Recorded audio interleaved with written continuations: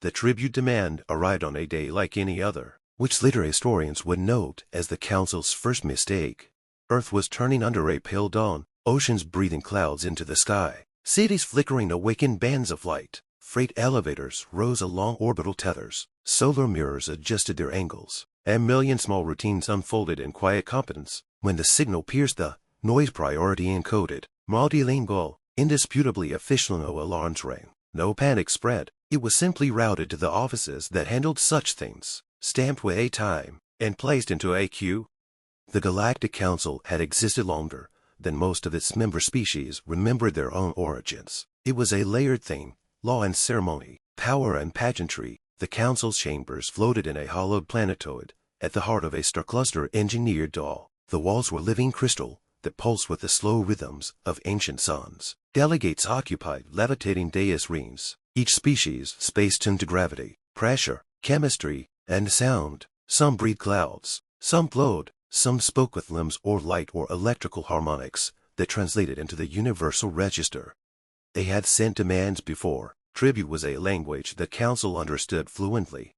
The message to humanity was precise, ornate, and generous by Council standards. It acknowledged Earth's admirable industrial output, humanity's commendable adaptability, and the commendable restraint humanity has shown in remaining within their assigned stellar lanes. In return, the Council required a modest contribution to the common good, a tithe of refined metals, a transfer of computational capacity, and the lease of several human-developed technologies for redistribution under Council oversight. Compliance would ensure protection, non-compliance would necessitate corrective measures.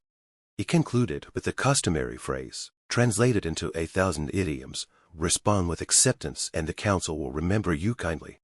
On Earth, the queue ticked forward. The office that received the demand was not grand. It had windows that looked out over a river and desks worn smooth by decades of elbows. Flags were absent. The people inside were specialists, not politicians. They read the message, checked its authentication, and forwarded it to where decisions were made. Humanity's decision-making apparatus had been refined by centuries of disasters, arguments, and compromise. It was imperfect and loud and slow until it needed to be fast. This was one of those times. The Council expected ceremony. They expected a delegation to arrive bearing gifts and deference, perhaps a protest couched in flattery, perhaps an attempt to negotiate down the terms. That was the rhythm. Even the proud species learned it eventually. Humanity's reply took 37 minutes from receipt to transmission. It was one word. No. The translation engines hesitated, then rendered it across the Council's registers. The universal language carried nuance, but there was none to carry. No appended honorifics, no explanation, no counteroffer, no delay. For a heartbeat measured in cosmic time, the Council chamber was silent. Then the noise began. The thalassini delegates churned their water bodies in agitation, sending waves slapping against their containment fields. The Capri clicked and flared iridescent wings in disbelief. The Aurelian lights flickered with patterns reserved for shock. Even the ancient Lord-stone entities, who had witnessed the rise and fall of empires, shifted their tectonic masses, grinding faintly.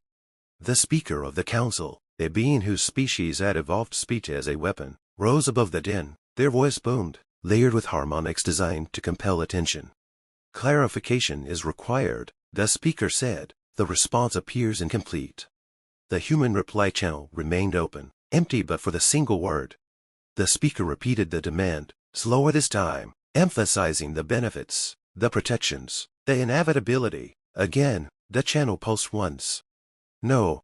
The Council's rules allowed for dissent. They did not allow for dismissal. You will amend your response, the Speaker said, and now the compulsion harmonics sharpened. You will provide explanation. No. A ripple of something like laughter, sharp, incredulous, skittered through the chamber. It came from the younger species, those still drunk on their own recent ascensions. The older ones watched in silence, and if they had faces, their expressions would have been troubled. The Council conferred. Sanctions were discussed, then rejected as insufficient. Displays of force were proposed. The archives were consulted. Humanity was not a founding species. Humanity had no seat on the Council. Humanity's military expenditures were significant but unremarkable. Their ships were clever, but not vast. Their territory was dense, but limited. They had allies, but none who would challenge the Council openly. The decision passed with a comfortable majority. A corrective fleet was assembled.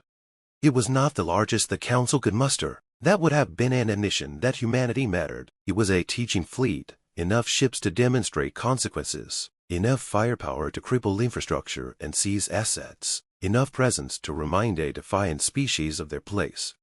As the fleet transited the engineered cluster and slipped into faster-than-light, the Council drafted a statement for the record. It spoke of regret and necessity, of maintaining order for the good of all. On Earth, the sky remained blue. Humanity did not broadcast defiance. There were no speeches filled with grandiose threats. Markets adjusted, production lines shifted priorities, orbital traffic patterns subtly changed. People went to work, children went to school, artists argued about colors, engineers argued about tolerances. Somewhere, a farmer cursed the weather. In a subterranean room shielded against energies that bend spacetime, a group of humans sat around a table and watched data streams bloom. They're bringing the usual mix, someone said. Beam platforms, carrier wedges, interdiction nets. Expected, another replied. They want to take, not erase. A third tapped the table, bringing up a schematic that looked like a spiderweb folded into itself. All assets green. All assets green, came the chorus.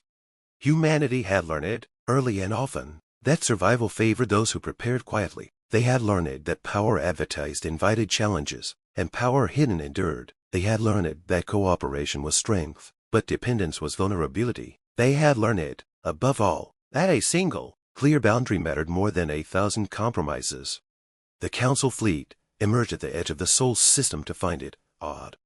There were no defensive armadas waiting in dramatic formation, no lines of battleships bristling with weapons. The outer system's traffic beacons blinked politely, offering standardized approach vectors. Automated traffic control sent gentle pings suggesting speed adjustments to avoid collisions with civilian craft. The fleet's commander being grown from a lineage bred for felt a prickle of unease. Empty space was rarely empty. They advanced. As the fleet crossed a threshold near the heliopoles, sensors flared with readings that did not make sense. Gravity rippled in small, precise waves. Space folded in ways that were mathematically elegant and tactically infuriating. Several smaller vessels drifted off course, their inertial compensators struggling to reconcile conflicting inputs. Interference, an aide reported. Natural, the commander asked. Negative.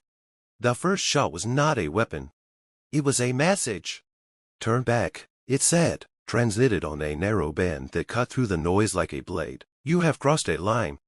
The commander laughed, a sound like grinding metal. Fire a warning volley. The volley vanished. Not absorbed, not deflected, it simply ceased to exist between one measurement and the next, as if reality had blinked. Silence followed, heavier this time. Humanity's defenses unfolded like a lesson written in equations. They did not rely on shields alone, though their shields were formidable. They used geometry. They used time delay so small they might as well have been magic. They used swarms of devices so cheap and numerous that targeting them was an exercise in futility. They used weapons that did not burn or explode, but persuaded atoms to part ways with their bonds at inconvenient moments. They did not pursue, they corralled. The Council fleet found itself herded into lanes, where their own formations worked against them, where firing solutions interfered with one another, where retreat vectors twisted into loops, communications degraded as translation, matrices overloaded trying to interpret signals designed to be simple.